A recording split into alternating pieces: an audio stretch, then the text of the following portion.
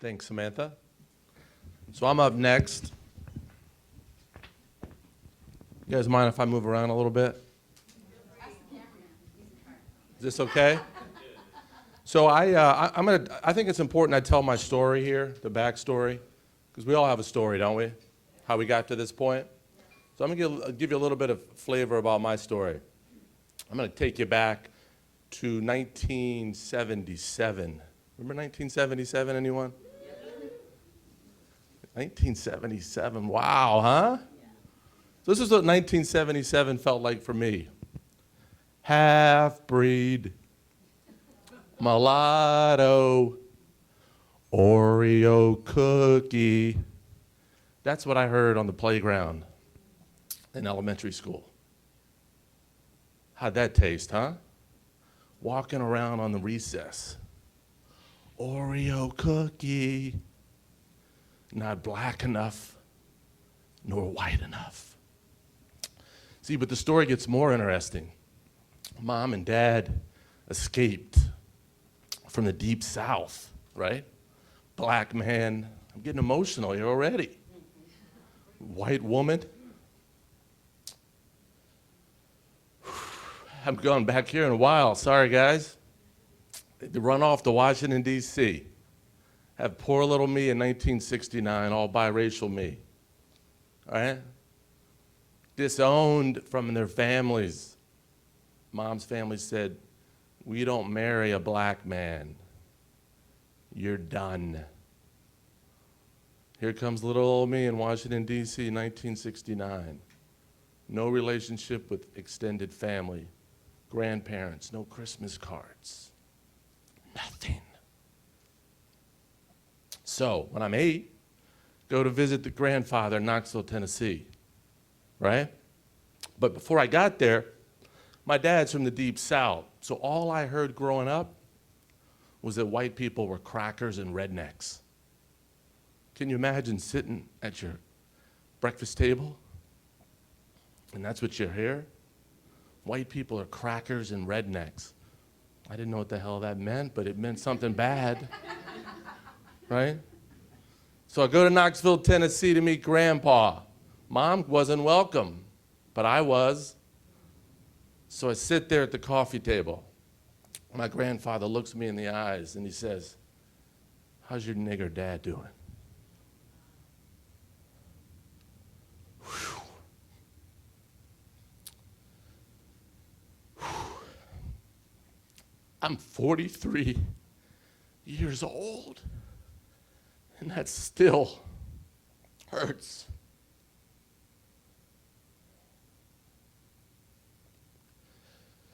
So think about that. So come back, tell Mom and Dad. Never went back to Knoxville again. See, but there's more to that story than that, because Samantha touched on it. It's really hard to connect with others if you're not comfortable with who you are.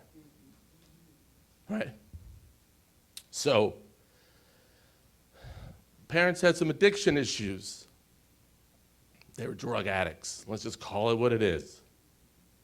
I can still hear the sound through that bedroom door of my mom getting high.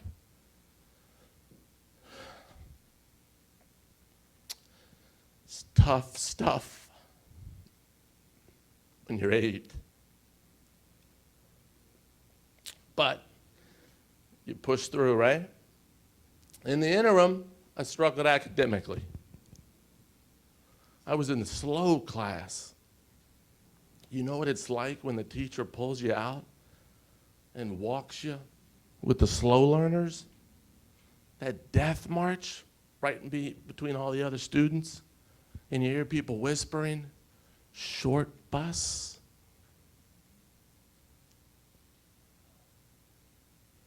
Tough stuff, huh? So folks, I'm not here just to give you a little bit of taste of my story. I was diagnosed with dyslexia when I was 9. My parents suffered from addiction issues my entire childhood. Can you imagine what it's like walking into elementary school with your African-American father, but you look white and he looks black, the stares you get? Even from the teacher. That pause when there's a cognitive dissonance. Like, why is the white kid with the black man? You see, as early as 5, I picked up on the subtleties of language and race and tone and context. And I carried that around with me for too many years, like emotional baggage. My nickname could have been Samsonite. I mean, literally, I just had so much baggage. Up through high school, folks, I didn't trust white people. And I looked white. Struggling with my identity, my parents, the dysfunction that was going on, and I had no one to talk to. Who do you go to in an elementary school and raise your hand and say, my parents are drug addicts? You don't. My dad's beating the hell out of my mom. Who do I talk to about that? You don't, right? So you just internalize it and you rationalize. Tough stuff, right? So I had to dig my way out of my hole. I didn't really have a choice, did I? And Samantha touched on it a little bit, and what helped me, which was my emotional bulletproof vest, was the power of self-talk. That I needed to be so comfortable in my skin with who I was, because I didn't love myself for a very, very long time, and I didn't know who I was.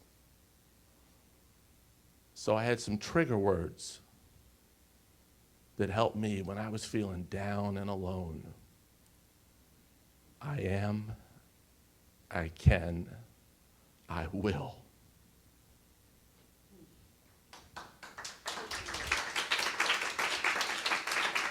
So as I close here, folks, sorry I got a little emotional on you. You're in the right place. But this is tough stuff. So in closing, I'll say, whomever you're dealing with, a couple things that I wanted to share with you. There are a lot of kids out there are like me that are carrying around that baggage and are scared to come and raise their hand and say, I need help. Now, if I had some teachers around me who maybe had a little bit more emotional intelligence, might have figured that out. But in the interim, I would suggest to all of you, this power of self-talk is powerful. Because if you are not comfortable in your own skin, it doesn't matter what you say, what someone else says to you. So I began to recognize those conversations going in the back of my head that says I was too stupid. I didn't connect. I wasn't worthy. Right? And then I recorded them. I wrote them down. And then I repeated it. And I started dissecting, why does that record keep playing? And then I found my words when I was alone, down, and isolated. And fortunately, it helped me dig my way out of my hole. So what do I do now? I go to groups, associations, AA meetings, prisons, you name it, and talk to folks who feel isolated, alone, and alienated, and don't feel like they've got an opportunity. See, I believe, folks, that there's no such thing as bad weather, only inappropriate clothing. So I think it's up to us to help some folks get dressed in the morning. Thank you.